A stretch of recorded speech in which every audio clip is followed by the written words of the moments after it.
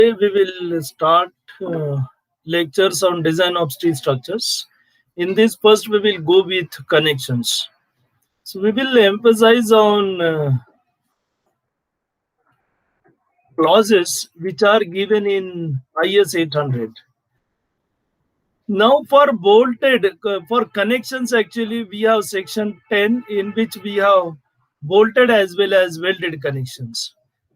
So this section 10 we have on page number 73, and that is given in this section deals with design and detailing requirements for joints between members. So whenever we will go to design any connection, so you can see over here, connection shall be capable of transmitting the calculated design action. Means strength of the connection should be greater than the strength of the materials. So that is most important one. Now you can have these clearances for fastener holes. We are with bolts, and then here you can see that table 19 will give you the details of standard clearance in diameter and width of slot, then oversize, then clearance in length of slot. So from this we are going to get the diameter of the hole. So here that is they have mentioned, that is size of hole is equal to nominal diameter of fastener plus clearances. Now what will be the minimum spacing between the bolts? So that is given over here. The distance between center of fastener shall not be less than 2.5 times the nominal diameter of the bolt. Nominal diameter means whatever size we have of the fastener, that we are going to say as nominal diameter of the bolt. So your spacing, that is pitch, we are going to say over here, and that should not be less than 2.5 times the nominal diameter of the fastener. Then if we will go maximum spacing, then you have maximum spacing 32 T or 300 millimeter, where T we have thickness of the thinner plate. Now in this pitch and gauge distance, that we will see in the next slide. So actually pitch, that is the distance between the two bolts in the direction of the stress or force, and gauge distance between the two bolts perpendicular to the direction of the stress or force. So now this is mentioned over here, pitch in a line lying in the direction of stress, and this shall not exceed. So minimum we have seen, that is 2.5 into diameter of the bolt. Here we have 16 T or 200 mm, which is for tension member, and for 12 T or 200, that is in case of compression member, and T we have thickness of the thinner part. Then if we will go to the distance between center of any two consecutive fasteners in a line adjacent and parallel to an edge of an outside plate, and that is given here 100 plus 40 or 200 mm. So when fasteners are staggered at equal intervals and the gauge does not exceed 75 mm, the spacing specified in 10.2.3.2 and 10.2.3.3 between centers of fastener may be increased by 50%. Means this we can go 24T or 300 when the gauge distance is less than 75 millimeters. Now edge and end distance. So now the edge distance is the distance at right angle to the direction of stress from the center of a hole to the adjacent edge. Means this is perpendicular to the direction of stress, and that is edge distance, and end distance is in the direction of the stress. Now if we will see over here, so I will show you. So we have, this will be the bolts, this is pitch, this is gauge, this is end distance, this is edge distance, and if we will see, our force is acting in this direction. That is force, or we can say stress. So in the direction of stress, we are going to get it as pitch and end, and perpendicular to the direction of force we have gauge or edge distance. So GE you can keep in mind, which is, so here also we have G, here also we have G. So these are perpendicular to the direction of stress. Now what will be the minimum edge and end distance? Now you can see that is given over here. So shall not be less than 1.7 times the whole diameter in case of shared or hand flame cut. Means if we are going to make the holes on site, and that is by your hand flame cut edges, then that will be 1.7 times, and 1.5 times in case of rolled machine flame cut. So you can see over here, and that will be 1.5 times. Now the maximum edge distance is given to the nearest line fasteners from an edge to the nearest, should not be exceed 12 T epsilon. Epsilon, that is 250 upon Fy 1 by 2. That is root of 250 upon Fy. Now, where the members are exposed to corrosive influences, the maximum end distance shall not exceed 40 plus 4T. So this is again important one, where T is the thickness of the thinner connected. So that should not be exceed your 40 millimeters. Now effective area of bolts. Now actually this, since threads can occur in the shear plane, and the area AC for resisting shear should normally be taken as the net tensile stress area AN of the bolts. Now, for bolts where the net tensile stress area is defined, shall be taken as the area at the root of threads. Now, this root of threads, if we will go to IS 4000, they have not mentioned actually that what will be the area at the root of threads, but they have given this table. If we will go to this table, which is given in IS 4000 1992, table number 2, and there you can see your shank area and area that is at threads. And if we will see, if we will calculate ratio of this area at thread divided by area at shank, then you are going to get this value, which ranges between 0.78 to 0.8. So on safer side, this area will be always taken as 0.78 into area of the shank, and that will be your net area at root of the threads. Now, what will be the strength of, now a bolt subjected to factorial shear force shall satisfy the condition. So now here VSB, that is strength in shear of bolts, equal to strength, that is design strength of the bolt, that is taken as the value governed by shear and bearing. So we have to calculate VDSB and then VDPB, and lesser of these two will be VDPB, and that will be your strength of the bolt.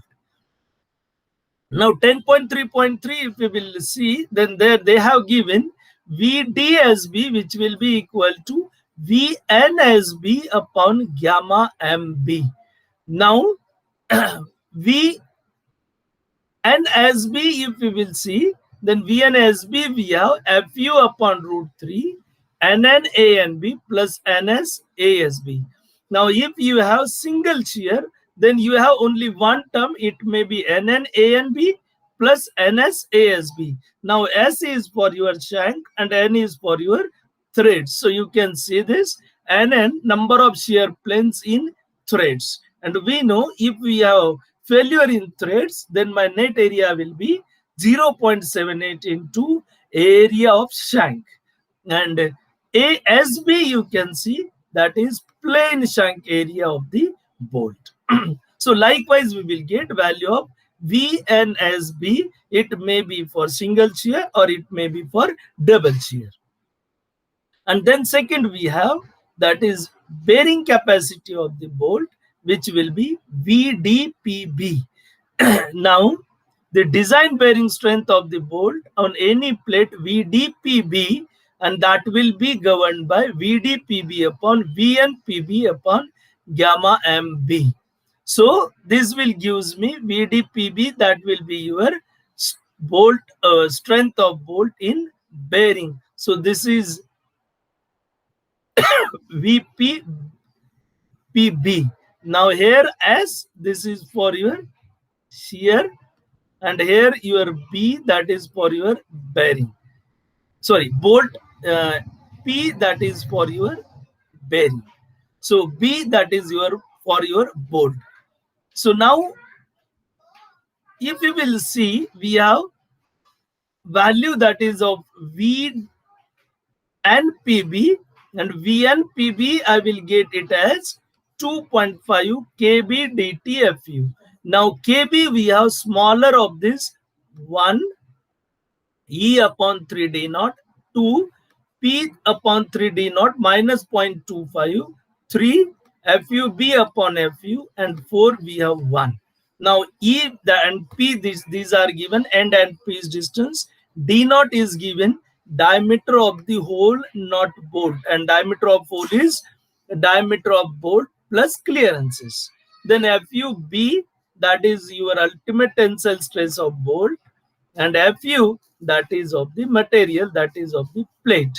D is nominal diameter of the bolt. Now this is also important. T, summation of the thickness of the connected plates experiencing bearing stress in the same direction. So if we have two plates in the left direction and one that is right, then we have to take minimum of these one. So that is mentioned over here, summation of the thickness of the connected plates minus half of the depth countersinking. So we have to take minimum of these values, and this will gives me value of VDPB and VNSB. And you can see here they have mentioned, actually this should be VDSB, which is written as VNSB because D, design shear strength of bolt, and here design bearing strength of bolt. And once we know these values, minimum of this we have, that is given as smaller of these two will gives me VDB, and that will be your strength of the bolt. So we have these values. Then we have, these will be black bolts. Then we have friction grip bolts.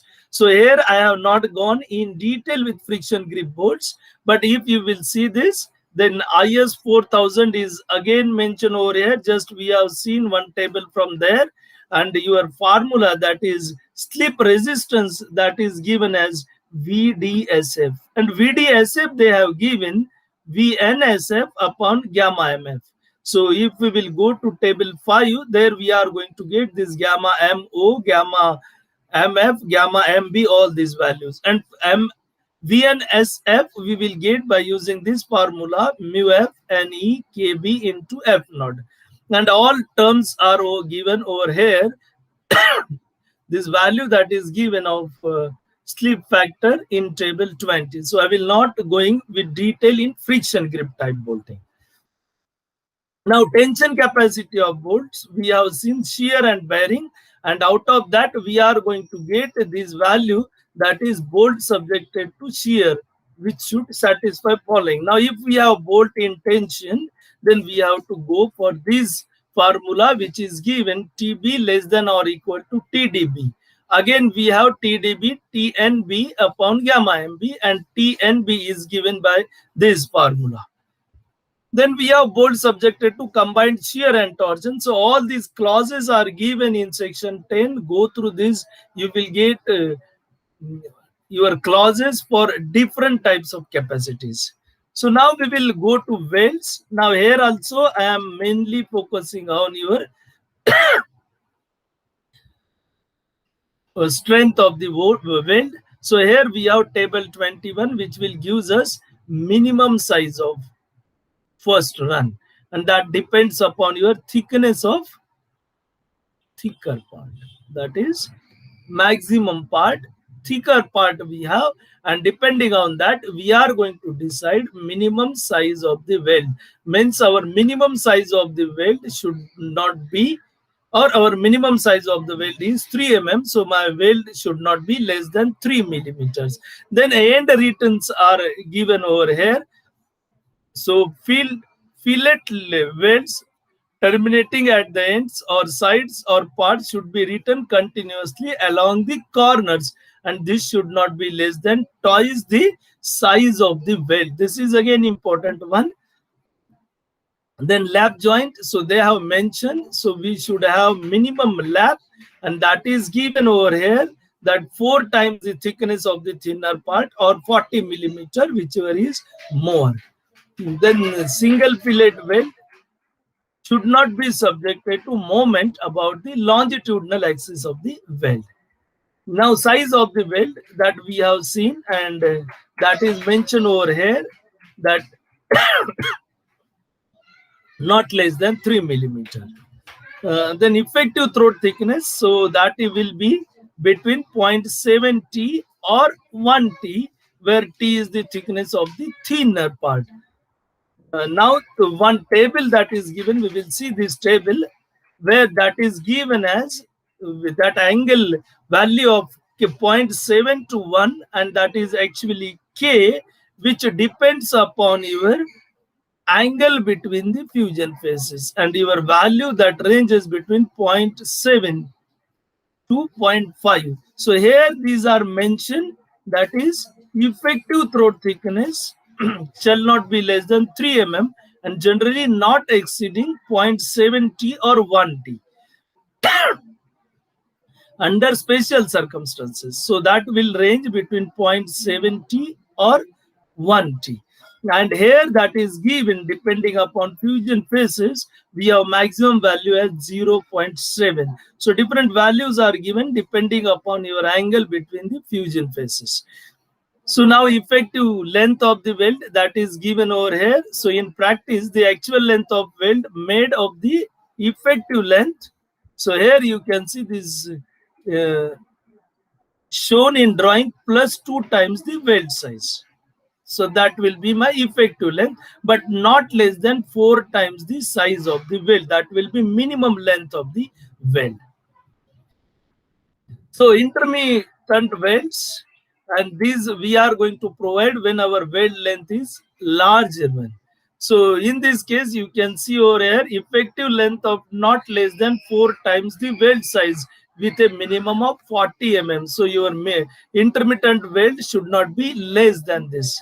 Then clear spacings are given between the intermittent fillet welds, and that is 12 and 16 times the 3, and that is 12 we have given, that is for compression member, and 16 that is given for tension member. So, and in no case more than 200 millimeters.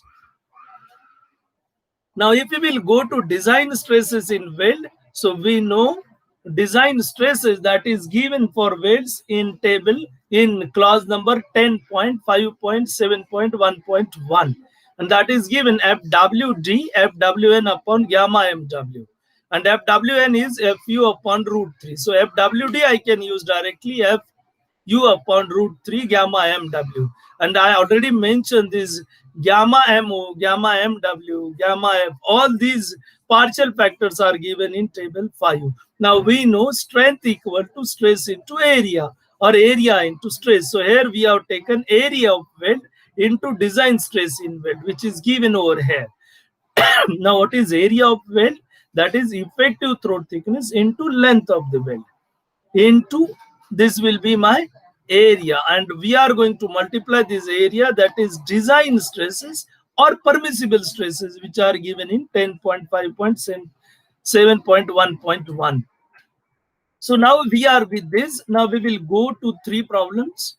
I have not taken so many problems over here, so that we will go when we will go to the respective chapters. Now in tension members, we have to again use the joints when we are going to design the members. So here I have considered two plates 16 millimeter are joined using M20 diameter bolt of grade 4.6, and three cases I have considered: lap joint, single cover butt joint, double cover butt joint, and cover plates we have taken 10 millimeters over here. So now we will go with first case where we have lap joint. So you can see this. So we have, this will be lap joint, and this we are already seen, this should not be less than 40 millimeter. Then we have, this will be bolts. So we have two bolts over here. Then we are to check it, bolts in single shear and bearing. Already we have seen whenever we have shear, because when you are going to apply the force to this, then your bolts are in shear, because force to this bolt, that is parallel to the cross sectional area. So whenever we have parallel, we have shear force. Now why single shear? So when these bolts are going to be fail, so this portion I can say of the bolt go with upper plate, and which is below this will go with lower plate. So failure we are going to get only at one plane, and therefore we are going to say it as a single shear or bearing. So bearing we have there, we have to check it. It is single shear, double shear, or multiple shear depending upon the number of plates. So we have to go in single shear or bearing. So as we have seen clauses for shear, so VDSB we have FUB upon root 3 gamma MB into A and B. Now A and B we are going to assume that failure is in threads, and therefore my area, this will be A and B becomes 0.78 into pi by 4 into D square, and from this I will get this value, that is VDSB we are going to get 45.27 into 10 raised to 3 newtons, which will be 45.27 kilonewton. So we have, this will be, because if you remember the formula, then we have, this will be NN A and B plus NS ASB. Now as we are going to be with single shear, so I have NS ASB. So as we have only single failure, and that single failure we are going to assume that is in threads, so our this term will not be there. And then we have to multiply, this will be my area, and we have to multiply it by this stress. We have, this will be my allowable stress over there.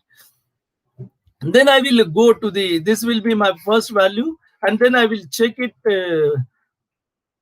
for bearing. So we have formula for bearing 2.5 into 0.3. Now we are going to get this 0.53, actually we have calculated. So this here you can see this. So we have 2.5 kb dt FUB upon gamma MB, and we are going to get this kb smaller of the following. So we have seen, we have four criteria. First we have E upon 3 D naught. So for that one we will calculated value of E. Pitch we have P upon 3 D naught minus 0.25. Minimum pitch, that is given 2.5, and minimum edge distance is 1.5 into.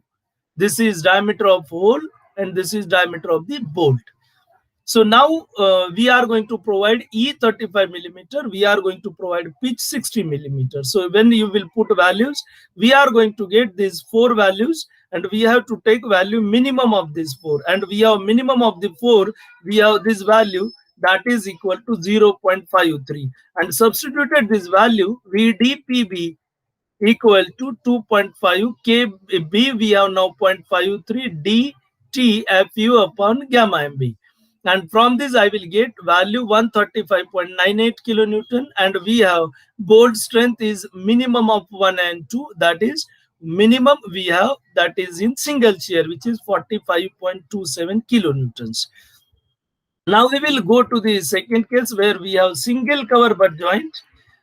So here butt joint means we do not have lap over there. So we have two plates we have connected face to face, and then we are going to be another plate which will be a cover plate to this to connect these two, and then we are going to be with this. So we have these bolts. Now here also, if you will see, our failure again is going to be in one plane only, that is here only at the junction of cover plate and main plate. So here also we have to go with single shear and bearing, and then we are going to be in the same fashion. If you will see, we have, this will be 45.27, then we are in bearing. So kb is smaller of these values, so we have already calculated this, so I will not focus more on this. So value of kb we have 0.53, and here we are going to get this value. Now what is change in this one? We are going to get this value of t, thickness of the plate, we have 10 millimeters. 10 millimeter thickness, and therefore it will be 84.8 kilonewton, and we have minimum of the two, we have that will be 45.27 kilonewtons. Now if we will go double cover butt joint, then in this double cover butt joint we are in this fashion. So we are with this, and here we are going to get, you can see, double shear. So why we are going to be with double shear? You can see failure, we are at this plane, we have failure at this plane. So we are going to get three parts of the bolt after failure. So this will be one, this will be second, and again this will be third. And likewise we are going to get these three pieces, so it will fail in two planes, and therefore we have double shear. Now here I already mentioned we have NN, that is in threads, and we have actually, this will be NS into ASB, which will be in shank. And then we have ASB value, that will be at shank. A and B we have 0.78 times ASB. And then if we will considering one failure, that is in shank, another failure we are considering in threads, then we are going to get VDSB value as 103.31 kilonewton. Depending upon your bolt, you have to decide it. If you have full threaded bolts, in that case you have both failures, that is in threads. So then we have, that will be first value 103.31 kilonewton. Then we will calculate in bearing. So in the same way we are going over here. We have taken 20 millimeter bolt. So our all values, that is E, then P, we have kept same. So 2.5 into, sorry, this will be 60 millimeters we have provided, and therefore we have taken over here 60. And then likewise we have calculated it, and we are going to get value of kb as 0.53, and then we have substituted, this gives me 84.8 kilonewton. Now we have minimum of these two is in bearing, and we have value as 84.8 kilonewtons. So this will be my strength. So single cover, then double cover, so we are in this way, and then we have lap joints. Now we are here with next problem, that is first problem for weld, and where we have considered V butt weld, we have considered a double V butt weld, and then we have calculated the strength. And in second problem we have considered, that is fillet weld. So now in this we have strength of the weld, already we know allowable stress in weld into effective area. Here we are interested to determine the strength of the welded joint.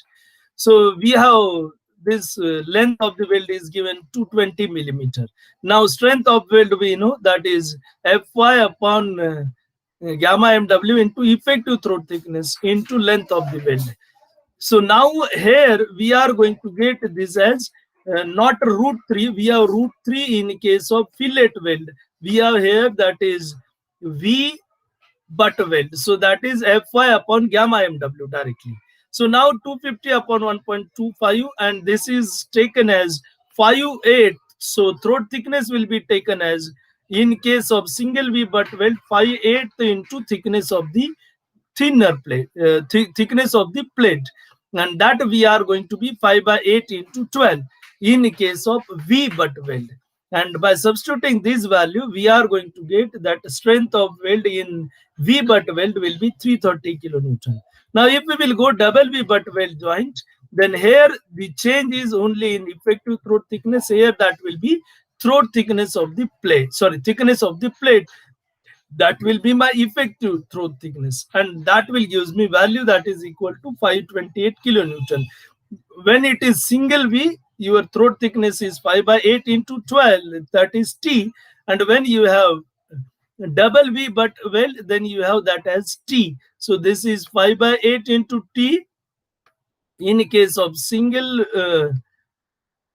V butt weld, and in case of double V butt weld, it is only T. And likewise, we can find strength of butt weld. Now we have second that we have taken, that is for your fillet weld, and we have considered an angle 90-68, and we have given the welds. We have to calculate the welds. Design weld. So here we are interested to design the welds, and then we have to provide this. Now, how we are going to design the welds? So that welds should have strength greater than the strength of the member. So we have to determine the strength of the angle section, and for that force we have to design the welds. So now strength of the member, if we go to the uh, MO, that will be our strength of the member. So we are not going to see that will be other criteria. Here we are going to just take that is gross cross-sectional strength. And then we have AG for 90-68 as 1137 into 250 upon 1.1, and we will get it as 258.41. And we have to design that strength of the weld for the value that is 258.41 kilonewtons. Now in this we are going to provide only weld, that is on upper and lower. We are not going to provide this weld to side of this. Now we know allowable stress we are designing as fillet weld. So for fillet weld we have seen we have Fu upon root 3 gamma mw, and from this I will get this allowable stress of the weld as 189.37 Newton per mm square. Now where we are going to provide welds, that is upper and lower part, we are not going to provide on this side. So now we are interested to calculate value of L1, we are interested to calculate value of L2. Now our force, if we will see, that is acting along centroid of this angle, which is as 29.6 from bottom, and this will be my value. So here my force, this is acting 258.41. So here we have force which is 258.41 kilonewton, which is acting at this point. And now we are going to take moment of the weld. If I will take moment about top, I will get length of the weld at bottom. And if I will take at bottom, I will take moment length of the weld at top. Or I can find total length of the weld required. Once I have calculated value at the bottom, then from total I can subtract that is of bottom.